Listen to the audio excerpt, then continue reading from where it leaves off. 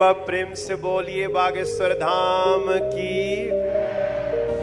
राम बोलो, सीताराम सब लोग, सीताराम सीताराम। और तभी तो देश के बड़े बड़े नेताओं से लेकर बॉलीवुड के सुपरस्टार अमिताभ बच्चन तक हर कोई बागेश्वर धाम सरकार के दरबार में हाजिरी दे चुके हैं। और कहा जाता है कि बागेश्वर धाम में आप जैसे ही पहुंचते हैं, आपके ऊपर जो भी साया होता है वो अपने आप ही उतर जाता है और महाराज धाम पर आए हुए हर एक व्यक्ति के मन की बात जान लेते हैं और उनके दुखों को दूर करने के उपाय भी बता देते हैं। और इतना ही नहीं, पंडित धीरेन्द्र कृष्ण शास्त्री जी की कृपा से धाम पर हर दिन भंडारा भी चालू रहता है। पंडित धीरेन्द्र कृष्ण शास्त्री जी का जन्म 4 जुलाई 1996 में छतरपुर जिले के एक छोटे से गांव ग्राम गड़ा में हुआ था और पंडित धीरेन्द्र कृष्ण शास्त्री जी का बचपन यहीं उनके गांव ग्राम गड़ा में बीता। इनका जन्म एक सामान्य परिवार में हुआ था। उनके पिताजी का नाम राम कृपाल गर्ग था, उनकी माताजी का नाम सरोज गर्ग है और उनके दादाजी का नाम भगवान दास गर्ग है। उनके दादाजी बहुत अच्छे विद्वान थे और पंडित धीरेन्द्र कृष्ण शास्त्री अपने दादाजी को ही अपना गुरु मानते थे और उन्होंने ही उन्हें रामायण और भगवत गीता का अध्ययन करना सिखाया। पंडित धीरेन्द्र कृष्ण शास्त्री एक गरीब परिवार से थे, इसलिए उन्हें उच्च शिक्षा प्राप्त नहीं हो पाई। वो सरकारी स्कूल में ही पढ़े हैं। उन्होंने 8वीं तक की पढ़ाई अपने गांव से ही की। इसके बाद की पढ़ाई के लिए वे 5 किलोमीटर पैदल चलकर गंज में आते थे और उन्होंने 12वीं तक की पढ़ाई गंज से ही की है और BA प्राइवेट किया। इसके बाद वो समाज सेवा और मानव सेवा में लग गए और पढ़ाई छोड़ दी। पंडित धीरेन्द्र कृष्ण शास्त्री ने 9 साल की उम्र से ही बालाजी सरकार की सेवा करना शुरू कर दिया था। उनसे पहले उनके दादाजी राम बोलो, सीताराम सीताराम सीताराम। आप में से कोई पत्रकार हमारे चाचा जी का नाम बता सकता है?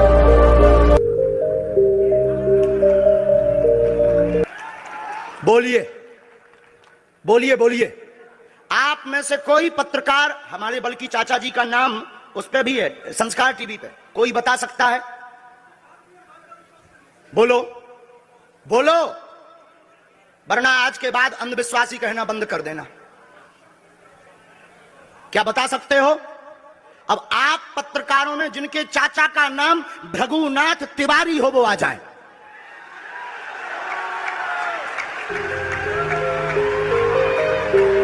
आपके चाचा का नाम भृगुनाथ तिवारी? जी, मेरे चाचा का नाम भृगुनाथ तिवारी है और वो भोपाल में रहते हैं, अभी मथुरा में।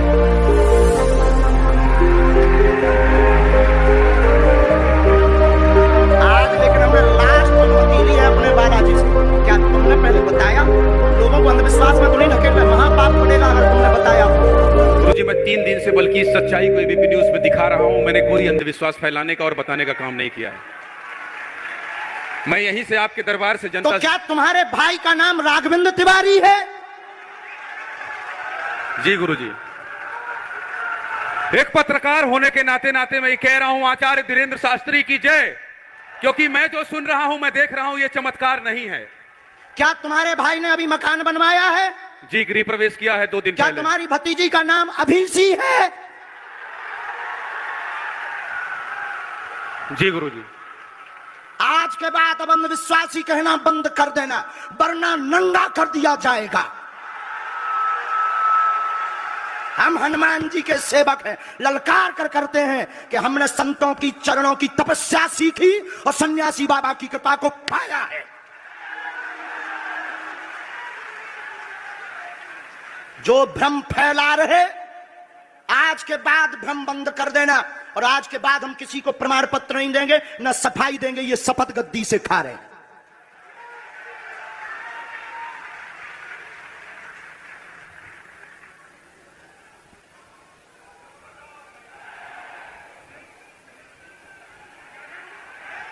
पूरे भारत को अंधविश्वास में धकेलने के लिए हाँ तो नहीं बोल रहे? जी बिल्कुल नहीं, बिल्कुल नहीं। मैं बहुत जिम्मेदारी से कह रहा हूं और मैं 3 दिन से इस सच्चाई का पता लगा रहा था और ABP न्यूज जो लोग देख रहे हैं उनको मैं बता रहा हूं कि ये लाइव दिव्य दरबार के टेस्ट में आचार्य धीरेन्द्र शास्त्री जी ने जो कहा है, मैंने केवल इनसे इंटरव्यू किया था, अपनी जीवनी नहीं बताया था। जो इन्होंने बताया है वो सच है और मैं ये ABP में लाइव कह रहा हूं, ये कोई अंधविश्वास नहीं है। मैं फिर कह रहा हूं, बाबा बागेश्वर धाम की जय। आज के बाद, क्योंकि आज हमारा दिमाग स्थिर नहीं है, आज के बाद अब हम कभी भी किसी से हमें प्रमाण पत्र की आवश्यकता नहीं है। आज पूरी नेशनल मीडिया के सामने हमें जो कहना था कर लिया, फर्स्ट और लास्ट है। अब आपका एक प्रश्न हम बताएंगे, और आज के दरबार को, क्योंकि हम पूर्ण होश में नहीं है, इसलिए आज के दरबार को हम बालाजी की अनुमति से आए थे, और आज के दरबार को हम इसी के साथ विराम करेंगे। कल 4 घंटे दरबार लगाएंगे। एक प्रश्न पूछ लीजिए, लास्ट पूछिए। मैं पूछूं? हाँ, मेरे मन में तो देखिए बहुत सारे सवाल थे जिसको लेकर मैं 3 दिन से लगातार कोशिश कर रहा था।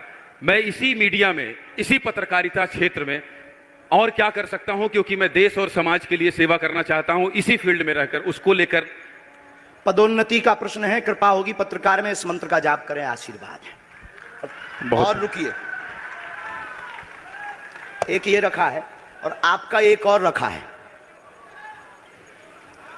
हम गुरु हैं, ऊंची गोटी खेलते हैं, कच्ची गोटी नहीं खेली हो। इसमें वो रहस्य भी लिखे हुए हैं जो दुनिया को पता नहीं, सिर्फ तुम्हें और हमें पता है। वो पूरे कमरों की डिटेल लिखी है इसमें, और ये धमकी नहीं है। सिर्फ आधा पढ़वा करके आपको हम संतुष्ट कर देंगे और पर्चा वापस ले लेंगे। एक ये आएंगे, ये भाव से बैठे हैं, बस ये आपने भी नहीं सोचा होगा।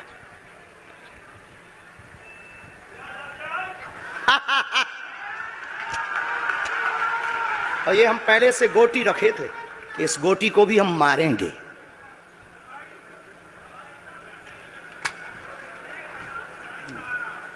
एक पर्चा ले सकते हैं, ये वाला नहीं। दोनों हाथों की मुट्ठी बांधो सब। आज चूंकि हमें उतनी ज्यादा शारीरिक हमें गुरुजी से आज्ञा लेनी पड़ी, क्योंकि हमें कसौटी पर उतरना था, तो गुरुजी से हमें आज्ञा लेनी पड़ी। और हमारे गुरुजी ने सुबह 7:30 बजे कह दिया था, बेटा जाओ झंडा गाड़ कर आओगे सनातन का। दोनों हाथों की मुट्ठी बांध लीजिए सभी, सामूहिक अर्जी हम लगा देते। कहो, हे बागेश्वर धाम प्रभु, हे बालाजी महाराज, हे सन्यासी बाबा, हे कलयुग के राजा, हम पर कृपा करो, हम पर दया करो, हमारी अर्जी सुनो। हे बागेश्वर बालाजी, आजीवन पर्यंत आपके चरणों से, आपके धाम से हम जुड़े रहेंगे, हम आते रहेंगे, परंतु हम पर कृपा करो।